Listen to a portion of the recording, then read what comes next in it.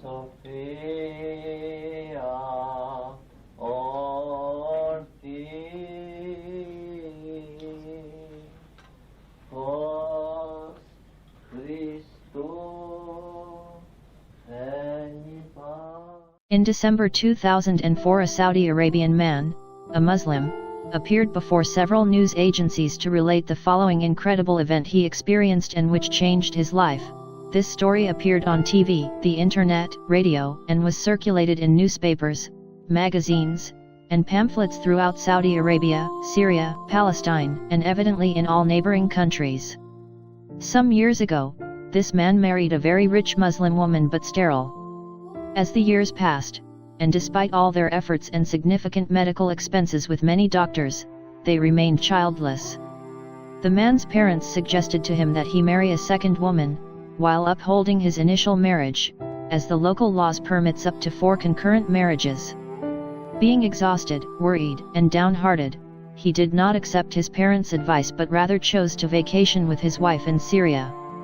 There, they hired a limousine with a driver who would serve as tour guide for all their sightseeing excursions throughout Syria. As the vacation progressed, the driver noticed that the Saudi Arabian couple was experiencing bitterness, pain, and grief.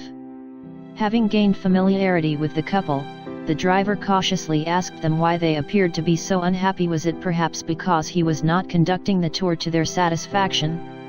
The couple confided to the driver that the source of their unhappiness was their inability to have children. The driver, who was also a Muslim, then told them that in Syria the Christians, specifically the Orthodox Christians, have a monastery named Panagia Saidnaya, Arabic word meaning Our Lady, and that many people who can't have children take refuge to her miracle-producing icon. They go to the monastery and there they are given to eat the wick from the lamp which burns before the miraculous icon. And then the Mary of the Christians gives them, according to their faith, what they wish for.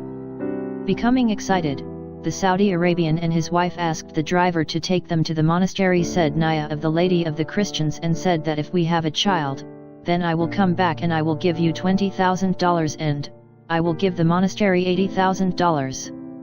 So they went to the monastery and did as they were instructed. Later they returned to their homeland and after some time the wife was found pregnant. In a few months she gave birth to a charming baby boy. It was truly a miracle of Our Lady Theotokos. Now, as soon as his wife gave birth, the Saudi Arabian man wanted to return to Syria to uphold the promises he had made. Upon his return he called the same driver and asked to be picked up at the Damascus airport. But the driver was cunning and wicked and he persuaded 2 of his friends to go to the airport with him to pick up the rich Saudi Arabian man and to take his money and kill him. So they picked up the rich man at the airport and he, as they drove, without realizing that they had planned to kill him, told the friends of the driver that he would give them also $10,000 each. These men, still not satisfied, deviated from the route to the monastery and went to a deserted place and proceeded to slay the Saudi Arabian man and to cut off his head and other parts, hands and legs, of his body into pieces. Blinded by passion and overcome by the horrific act that they just committed, they put the man's remains in the trunk of the car rather than just leaving him there.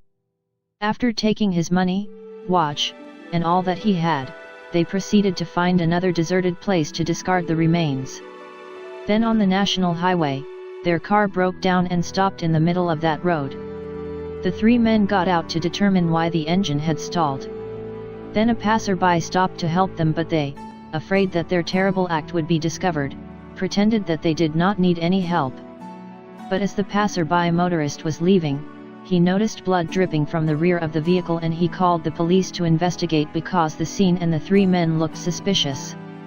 The police came and they saw the blood under the car and on the pavement, so they ordered that the trunk be opened.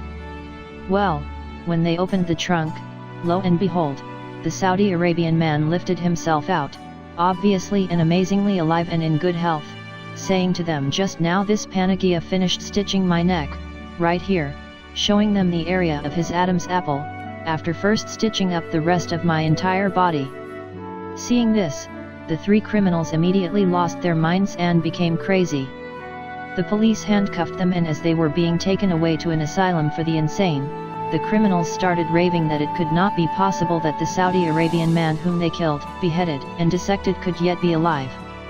The Saudi Arabian went to a medical facility to undergo examination by doctors and medical examiners who confirmed and attested that the stitching was done very recently, thereby validating the miraculous event. The stitches were, and still are, obvious. When the Saudi Arabian came out of the car's trunk, he had the appearance, literally, of just having been refabricated, put back together, to which he continuously confessed that they Panagia had rejoined his body and resurrected him with the help of her son. Immediately after this, the Saudi Arabian called his relatives to come to Syria, and they all went together to the monastery of Panagia Saidnaya and offered up prayers, praises, and glorification, and instead of the initial gift of $80,000 which was promised, he gave $800,000 to the Theotokos. Today, as this man relates the details of that overwhelming miracle, he starts his narration with, "When I was a Muslim this happened to me," this indicating he is not longer a Muslim, as neither is his family. This miracle stunned the entire Arabic Muslim nation and all of the Middle East.